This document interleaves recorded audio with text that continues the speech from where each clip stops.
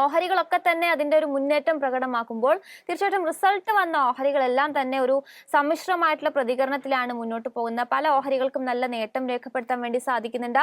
പല ഓഹരികളും ഒരു ഇടിവിൽ തന്നെയാണ് ഇപ്പോൾ മുന്നോട്ട് പോകുന്നത്.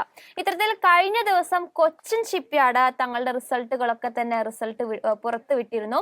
മികച്ച പാദഫലങ്ങൾ തന്നെയാണ് കമ്പനി പുറത്തുവിട്ടതും. ഇന്നത്തെ വിപണിയിൽ ഒരു പുതിയൊരു റെക്കോർഡ് ഹൈയിലേക്ക് കുതിക്കാൻ വേണ്ടിയിട്ട് കൊച്ചിൻ ഷിപ്പ്യാർഡിന്റെ ഓഹരിക്ക് സാധിച്ചു. നമുക്കറിയാം, ഡിഫൻസ് മേഖലയിലെ ഓഹരികൾ കുതിപ്പിന്റെ ഒരു പാതയിൽ തന്നെയാണ്. അതിൽ നിക്ഷേപകരെ ഒട്ടും നിരാശപ്പെടുത്താത്ത ഓഹരിയായിട്ട് കൊച്ചിൻ ഷിപ്പ്യാർഡ് മാറിക്കൊണ്ടിരിക്കുകയാണ്. കമ്പനിയുടെ പാദഫലങ്ങൾ പരിശോധിക്കുകയാണെങ്കിൽ അറ്റാദായത്തിൽ 121% വർധനവാണ് ഇത്തവണ കമ്പനി രേഖപ്പെടുത്തിയത്. ഡിസംബർ പാദത്തിൽ കമ്പനിയുടെ അറ്റാദായം 244.4 കോടി രൂപയായിട്ട് ഉയർന്നു. പ്രവർത്തനങ്ങളിൽ നിന്നുള്ള വരുമാനത്തിൽ 64% മുന്നേറ്റം രേഖപ്പെടുത്താൻ വേണ്ടി സാധിച്ചു. വരുമാനം 1056.4 കോടി രൂപയായിട്ടാണ് ഇത്തവണ രേഖപ്പെടുത്തിയത്. കഴിഞ്ഞ വർഷം ഇതേ കാലയളവിലുള്ള കമ്പനിയുടെ പ്രകടനം വിലയിരുത്തി നോക്കുകയാണെങ്കിൽ 110 കോടി രൂപയുടെ അറ്റ നഷ്ടമായിരുന്നു കഴിഞ്ഞ വർഷം ഇതേ കാലയളവിൽ രേഖപ്പെടുത്തിയിരുന്നത്. പ്രവർത്തനങ്ങളിൽ നിന്നുള്ള വരുമാനം 641.4 കോടി രൂപയുമായിരുന്നു. നല്ലൊരു മുന്നേറ്റം ലാഭ വളർച്ചയിൽ കമ്പനിക്ക് രേഖപ്പെടുത്താൻ വേണ്ടിയിട്ട് സാധിച്ചിട്ടുണ്ട്. ഇതിനു പുറമെ മാനേജ്മെന്റ് രണ്ടാമത്തെ ഇടക്കാല ലാഭവിഹിതവും പ്രഖ്യാപിച്ചിട്ടുണ്ട്. ഓഹരി ഒന്നിന് 3 രൂപ 50 പൈസ നിരക്കിലാണ് ലാഭവിഹിതം പ്രഖ്യാപിച്ചിരിക്കുന്നത്. ഫെബ്രുവരി 12-നാണ് ഡിവിഡന്റ് നൽകുന്നതിന്റെ റെക്കോർഡ് ഡേറ്റ് ആയിട്ട് നിശ്ചയിച്ചിട്ടുള്ളത്. ഈ മാസം കമ്പനി തങ്ങളുടെ 10 രൂപ മുഖവിലയുള്ള ഓഹരി സ്റ്റോക്ക് സ്പ്ലിറ്റ് ചെയ്തിട്ടുണ്ടായിരുന്നു. ജനുവരി ആദ്യ വീക്കുകളിലായിരുന്നു ഈ ഒരു സ്റ്റോക്ക് സ്പ്ലിറ്റിന്റെ ഒരു പ്രഖ്യാപനം നടന്നിരുന്നത്. 5 രൂപ മുഖവിലയുള്ള 2 ഓഹരികളായിട്ടായിരുന്നു സ്പ്ലിറ്റ് ചെയ്തിട്ടുണ്ടായിരുന്നത്. സ്പ്ലിറ്റിന് ശേഷവും ഓഹരിയുടെ ഒരു പ്രകടനം വിലയിരുത്തുകയാണെങ്കിൽ വലിയൊരു മുന്നേറ്റം നമുക്ക് കാണാൻ സാധിച്ചിരുന്നു. ഈ ഒരു മാസത്തെ പ്രകടനം നോക്കുകയാണെങ്കിൽ 30%-ലധികം നേട്ടം തന്നെയാണ് നിക്ഷേപകർക്ക് നൽകിയിട്ടുള്ളത്. പുതിയ റെക്കോർഡുകൾ ഭേദിച്ച് ഓഹരി മുന്നേറുമ്പോൾ ഇന്ന് 945 രൂപയിലേക്ക് കുതിക്കുന്ന സ്ഥിതിയാണ് കണ്ടത്. കഴിഞ്ഞ 6 മാസത്തിനിടയിൽ തന്നെ 170%-അടുത്ത് റിട്ടേൺ നൽകാൻ വേണ്ടിയിട്ട് ഓഹരിക്ക് സാധിച്ചിട്ടുണ്ട്. കഴിഞ്ഞ ഒരു വർഷത്തിനിടയിൽ 250% നേട്ടമാണ് ഈ ഒരു PSU ഓഹരി നൽകിയിട്ടുള്ളത്. ധാരാളം അനുകൂല ഘടകങ്ങൾ കമ്പനിയെ സംബന്ധിച്ച് ഉണ്ട്. ഒരു മിഡ് ക്യാപ് ഓഹരി ആണെങ്കിൽ പോലും ഈ ഒരു PSU സ്റ്റോക്ക് ആയതിനാലും ഡിഫൻസ് മേഖലയിൽ ഉൾപ്പെടുന്നതിനാലും കമ്പനി ശക്തമായിട്ടുള്ള ഒരു വളർച്ച തന്നെയാണ് രേഖപ്പെടുത്തുന്നത്. ഡിഫൻസ് മേഖല എന്തുകൊണ്ടും പ്രോമിസിംഗ് ആയിട്ടുള്ള ഒരു മേഖല തന്നെയാണെന്നതിൽ സംശയമൊന്നുമില്ല. 13,000 കോടി രൂപയുടെ ഓർഡർ പൈപ്പ്ലൈൻ ആണ് കമ്പനിക്ക് നിലവിലുള്ളത്. ഇൻഡിജീനിയസ് എയർക്രാഫ്റ്റ് കാരിയറിൽ നിന്നുമടക്കം തുടർച്ചയായ ഓർഡറുകൾ കരസ്ഥമാക്കാൻ വേണ്ടി കമ്പനിക്ക് സാധിച്ചിട്ടുണ്ട്. അടുത്ത 2-3 വർഷത്തേക്ക് സ്റ്റഡി ആയിട്ടുള്ള ഗ്രോത്ത് ഉറപ്പു നൽകുന്ന ഹെൽത്തി ആയിട്ടുള്ള ഒരു ഓർഡർ ബാക്ക്ലോഗ് തന്നെയാണ് കമ്പനിക്കുള്ളതും. കൂടാതെ ഇൻഡിജീനിയസ് എയർക്രാഫ്റ്റ് കാരിയറിൽ നിന്നും കൂടുതൽ കരാറുകൾ കരസ്ഥമാക്കാൻ സാധിക്കുമെന്നും കരുതുന്നുണ്ട്. ഇനി നാളെ നടക്കാനിരിക്കുന്ന ബജറ്റിലും ഡിഫൻസ് മേഖലയെ സംബന്ധിച്ച് വലിയ പ്രതീക്ഷകൾ തന്നെയാണുള്ളത്. ബജറ്റിന്റെ ചരിത്രം പരിശോധിക്കുകയാണെങ്കിൽ 2020-ൽ ഉണ്ടായിട്ടുള്ള ഇന്ത്യ-ചൈന അതിർത്തി സംഘർഷത്തിന് പിന്നാലെയാണ് ഡിഫൻസ് സെക്ടറിലെ ബജറ്റ് വിഹിതത്തിൽ ക്രമാനുഗതമായിട്ടുള്ള ഉയർച്ച ഉണ്ടായതെന്ന് കാണാൻ സാധിക്കും.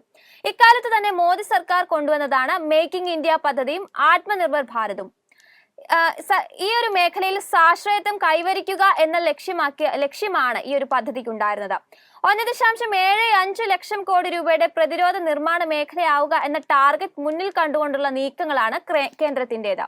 പ്രതിരോധ നിർമ്മാണ കരാറുകളിൽ ഭൂരിഭാഗവും തദ്ദേശീയമായ കമ്പനികളാണ് നേടിയത്. പ്രതിരോധ മന്ത്രിയുടെ ലോക്സഭയിലെ പ്രസ്താവന പ്രകാരം മൊത്തം ഓർഡറുകളുടെ 42% ആഭ്യന്തര കമ്പനികൾക്ക് തന്നെയാണ് നൽകുന്നത്. അതിൽ നാവികസേനയ്ക്കുള്ള നിർമ്മാണ കരാറിന്റെ ഒരു വിഹിതം തീർച്ചയായിട്ടും കൊച്ചിൻ ഷിപ്പ്യാർഡിനും സ്വന്തമാകുമെന്നതിൽ സംശയമൊന്നുമില്ല.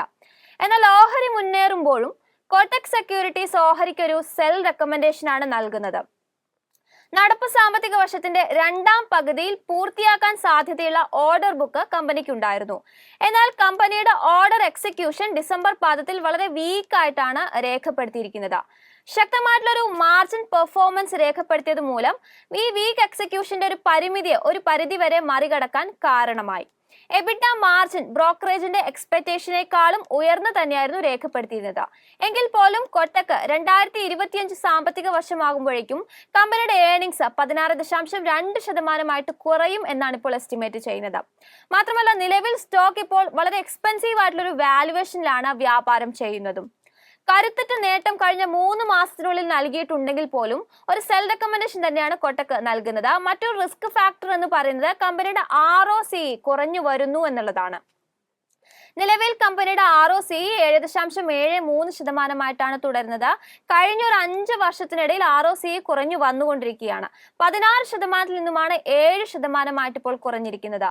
മുൻ വർഷങ്ങളെ അപേക്ഷിച്ച് കമ്പനി തങ്ങളുടെ ഗ്രോത്തിനായി കൂടുതൽ നിക്ഷേപം ഉയർത്തിക്കൊണ്ടുവരുന്നുണ്ട്.